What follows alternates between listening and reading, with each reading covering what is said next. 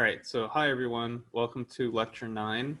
In this lecture, we're going to talk about infinite series, which is probably something you're fairly familiar with from, Math 1B if you took that at Berkeley, or whatever calculus class you might have taken. It's a common subject to cover in some level of depth. And so you've probably had some exposure to the ideas of like what it means for a series to converge, maybe what it means for it to converge absolutely, and so on. And if not, that's all right. We're going to go through it all in detail.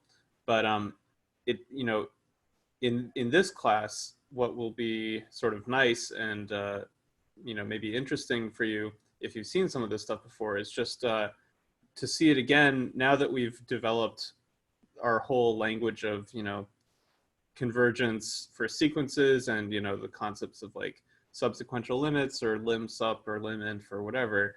All of that stuff can be applied to series because actually series in the end are as a type of mathematical object are in some sense no different from sequences, okay? But the sense in which that's true is a little bit subtle. So we'll talk about that because basically a series, you should really think of it as being equated with the sequence of partial sums of the series, not the sequence of terms, okay? So that will be a very important thing to keep straight.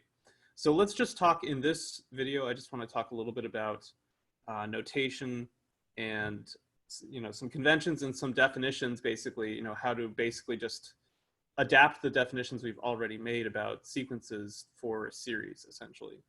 So as far as notation goes, right, we write things like this. So we'll have something like sum from k equals m to n, right, of ak, where k is called the index, right, in the series.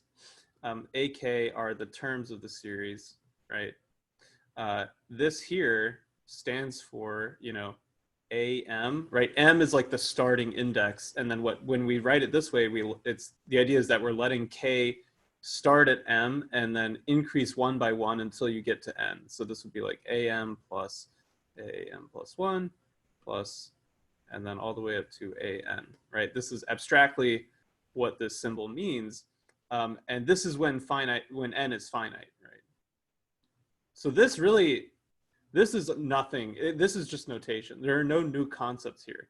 This is just a condensed way of representing a sum of some finite collection of numbers. Okay, so these objects should really never be, there should never really be a question in your mind of like whether or not something like this is well defined or whether it converges or anything like that, because it literally is just a finite sum of some numbers, right?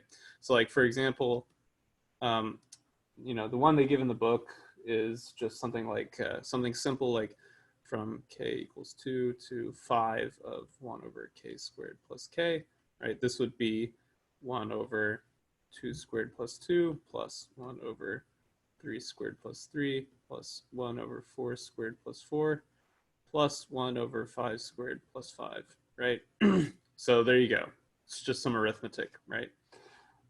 Now, when things kind of get interesting is when we would like to try to add together an infinite number of terms, okay? And from now on, well, okay, I don't know. I'll just stick with this like k equals m thing for now. Of course, almost all the series we deal with in the future will, unless we're talking about like tails of series or something, most of the sort of proper infinite series we deal with will just start at k equals 1 or maybe k equals 0. Or maybe k equals 2 in some cases, but anyway, so here's some notation. So for infinite series,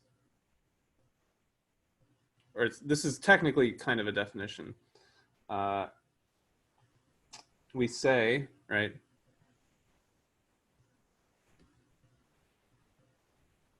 the series from, let's say, okay, now they do n equals m to infinity. So now n is the index. So apologies if that's confusing, but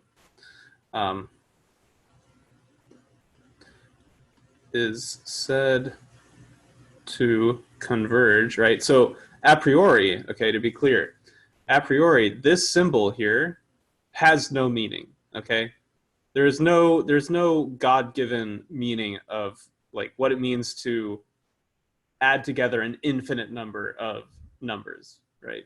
I mean, you just have to come up with a rule for how to make sense of that concept. So that's what we're trying to do. And the way we do it is basically think about the value of this as kind of being the limiting value of what happens if you sort of keep a running total of the first however many terms, and then just keep adding more and more terms in and seeing what happens, right? So that's basically what this definition is for. So it's said to converge if the sequence Sn of partial sums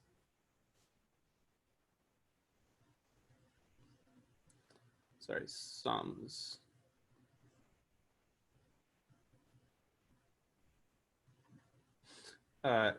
converges. So this isn't just any old sequence, obviously. Sn, oh boy.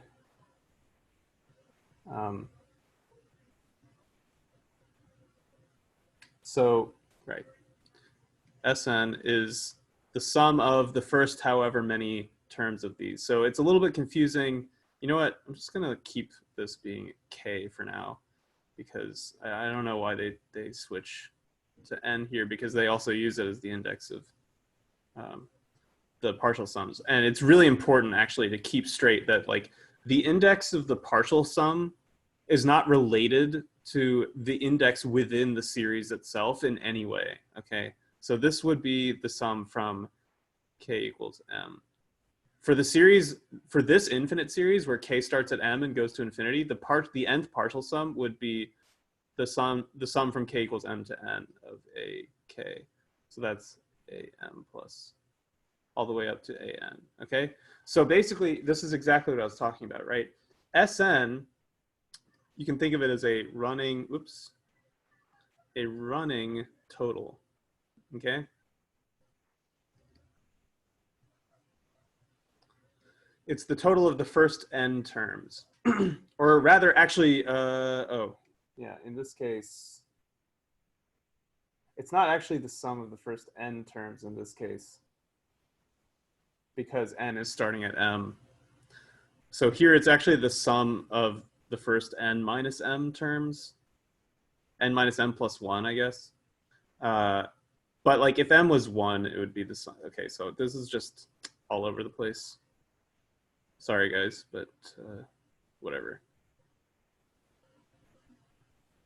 Well, yeah, I don't know. I'll leave it as m, but yeah. So sorry. So it's Sn in this case is not actually the sum of the. They're not necessarily n terms here. If m is bigger than 1, if m is not equal to 1 or 2 or whatever, right?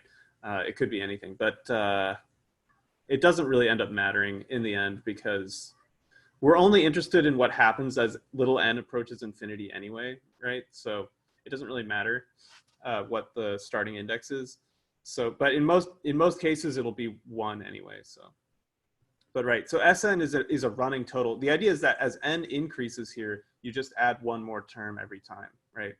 So if you look at the sequence that you get, right, the sequence of partial sums, basically everything you could say about the behavior of the series is just phrased in terms of the behavior of the sequence. So you say something like, you know, the series converges if the sequence of partial sums converges, right? Similarly, you'd say the series diverges if the sequence of partial sums diverges. You'd say that the series diverges to infinity if the sequence of partial sums diverges to infinity, right? And so on. So let me just kind of summarize these things. So the series, k equals m to infinity of ak. Sorry, my handwriting.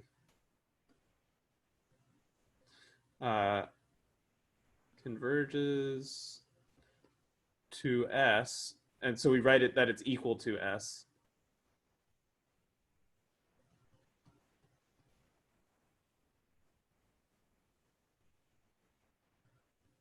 i.e. the series equals S if Sn goes to S. Okay. And similarly, and so I'm going to stop writing the indices just for convenience, but it's the same thing. So this is going to be diverges to plus infinity. And here we would write something like that if Sn. Remember, it's Sn that we're interested in, not AK when it comes to convergence or divergence. Of course, AK has an effect on that, but the relationship is through Sn. It's, so Sn is the sequence whose behavior determines, ultimately determines what value we assign to the series. It's very, very common for people to confuse the sequence of terms and the sequence of partial sums. So do not do that. And we just say AK diverges in general if Sn diverges, right? So yeah, remember, Sn is just the sum of some, but according to different conventions, you could actually define Sn to be the sum. Let's see, maybe they actually do. Nah, they don't. I don't know if this is a typo in the book or something, but it doesn't matter. I mean, it really doesn't matter in the end. Okay, just a few more terms here, and then we'll be done with this part of the video. So,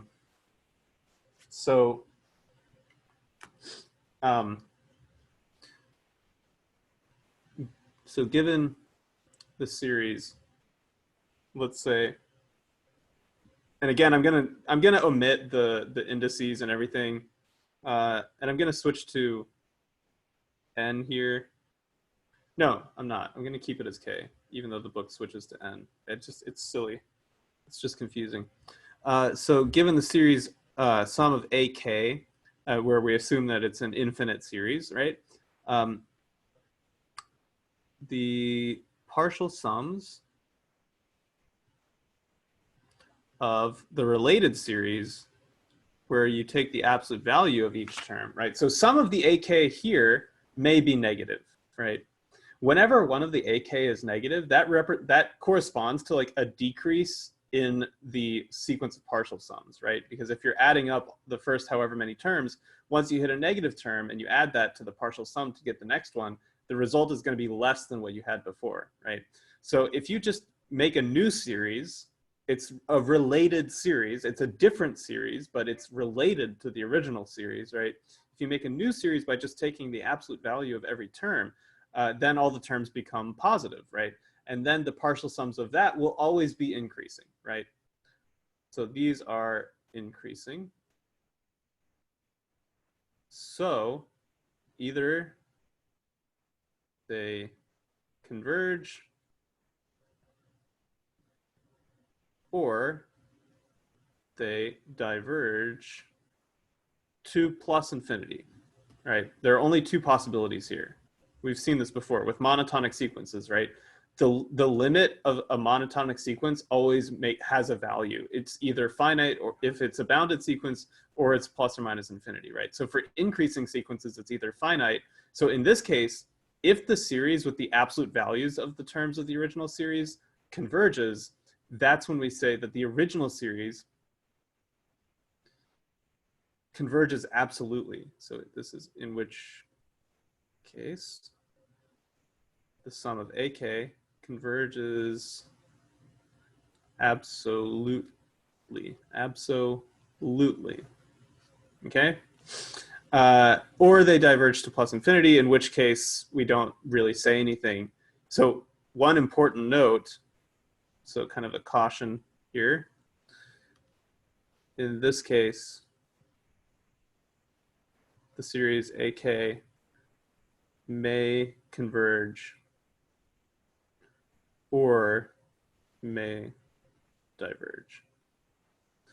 If it converges in this case, we say if the series of AK converges, but the series of the absolute value of AK diverges, we say the series of AK converges conditionally.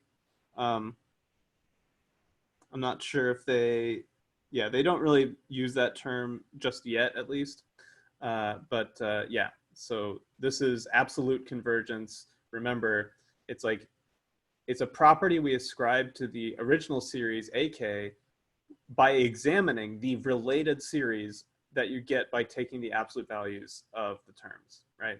Of course, if all of the terms AK in the beginning are positive anyway, then taking the absolute values does nothing. So, it'll just be whatever happens here will be the same as whatever happens here. But that might not always be the case. If some of the terms AK are negative, then there can be differences in the behavior of these two series. Okay.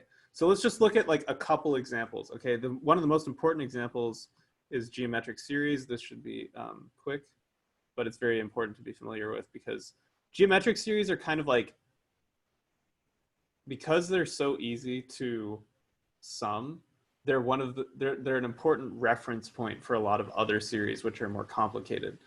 So you can get a lot of information by sort of trying to take whatever series you're looking at and like trying to compare it to a geometric series, basically. Okay, so the series of the form, let's say sum from n equals 0 to infinity of a r to the n, it's called a geometric series. So the nth partial sum is given by, all right, so sorry, I had to make a little edit there because there was a minor interruption, but yeah, there's just a formula.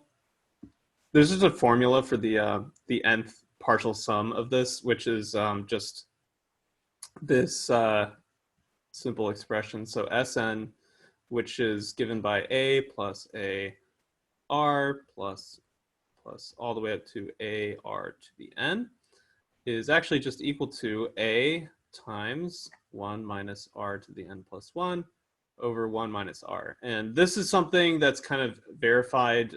So if you just cancel off the a's on both sides of this equation and then multiply by 1 minus r, on the left side, you'll see what happens is once you distribute the product, all the like internal terms will sort of cancel each other out, and all you'll be left with is like 1 and then minus r to the n plus 1.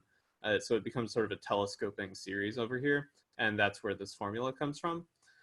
So it's because there's a nice formula. So whenever there's a formula for the partial sums, right, it's easy to analyze the series, because then the problem of analyzing the series just becomes the problem of analyzing the sequence given by whatever formula you come up with, right? The problem is, the thing that makes this whole business kind of difficult, and the reason why we have to sort of talk about series separately in their own right, is because there are a lot of series that we're interested in where there is no convenient formula for the nth partial sum, okay? So when that happens, that's when you start to have to like do estimation and use different tests and stuff like that, okay? So in this case, we do have a formula. And so clearly Sn either converges to a times 1 over 1 minus r if the absolute value of r is less than 1, and Sn goes to, Sn diverges if the absolute value of r is greater than 1, and or greater than or equal to 1, actually, because if r is plus or minus 1, it's just either a plus a plus a plus a plus a, or it's a plus a minus a, or yeah, like a minus a plus a minus a. So both of those clearly diverge as well in this case, right? So that's geometric series. There's a formula for them, and you can tell exactly when they converge or diverge. So I think that'll be it for this example. The book also does another example where you sum powers of 1 over n, but we'll probably discuss those later. So, okay. See you in the next video.